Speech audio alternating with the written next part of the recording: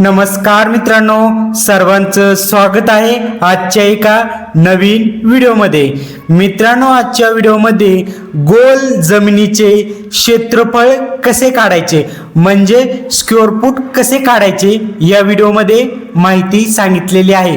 मित्रांनो, समजा उदाहरणासाठी अशा प्रकारे गोल असेल म्हणजे वर्तुळ असेल, अशा प्रकारे गोल जमिनीचा असेल किंवा स्लॅबचा असेल तर क्षेत्रफळ कसे काढायचे, स्क्वेअर फूट कसे काढायचे या व्हिडिओमध्ये माहिती सांगितलेली आहे। मित्रांनो, माहिती सुरू करण्या अगोदर चॅनलवरती नवीन असाल तर चॅनलला सर्वात आधी सबस्क्राइब करायला अजिबात विसरू नका। आपल्या या मराठी चॅनलवरती कन्स्ट्रक्शन विषय असेल, वास्तुशास्त्र विषय असेल, सर्व माहिती सांगितली जाते ते मराठीमध्ये, त्यामुळे सबस्क्राइब करायला अजिबात विसरू नका। मित्रांनो, अशा प्रकारे गोल जमिनीचा असेल किंवा स्लॅबचा असेल, तुम्हाला अशा प्रकारे गोल जर असेल, वर्तुळ जर असेल तर त्याचं क्षेत्रफळ काढण्यासाठी केंद्रबिंदूपासून या कोपऱ्यापर्यंत अंतर किती आहे तुम्हाला हे अंतर माहिती असणं गरजेचं आहे।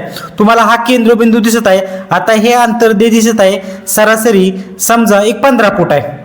आपण उदाहरणासाठी 15 फूट अंतर धरूया। आता हा जो वर्तुळ दिसत आहे या वर्तुळाच्या या कोपऱ्यापासून म्हणजे या कोपऱ्यापासून त्या कोपऱ्यापर्यंत टोटल किती अंतर आहे त्याचं तुम्हाला सेंटर करायचं आहे, म्हणजे केंद्रबिंदूपासून कोपऱ्यापर्यंत किती अंतर आहे हे अंतर तुम्हाला मिळून जाईल। हा जो वर्तुळ दिसत आहे तुम्हाला उदाहरणासाठी केंद्रबिंदूपासून कोपऱ्यापर्यंत किती अंतर आहे 15 फूट आहे। एवढं जरी आपल्याला अंतर माहिती असेल ना वर्तुळाचं म्हणजे गोलचं, तरी त्या वर्तुळाचं गोलचं आपण क्षेत्रफळ म्हणजे स्क्वेअर फूट काढू शकणार आहेत। मित्रांनो, त्यासाठी एक सूत्र वापरायचं आहे। सूत्र तुम्हाला नेहमी लक्षात ठेवायचं आहे, वर्तुळासाठी हे सूत्र वापरलं जातं। आता सूत्र काय, पाय आर वर्ग। पायची किंमत किती असते, फिक्स असते 3.14, हे तर तुम्हाला माहितीच असेल। आता केंद्रबिंदूपासून कोपऱ्यापर्यंत अंतर किती आहे याला आर ची किंमत म्हणतात, हे तुम्हाला लक्षात ठेवायचं आहे। सूत्रामध्ये आर आहे का, ठीक आहे, हे सूत्र आहे। आता पायची किंमत किती असते, पायची किंमत फिक्स असते 3.14, हे तुम्हाला लक्षात ठेवायचं आहे 3.14।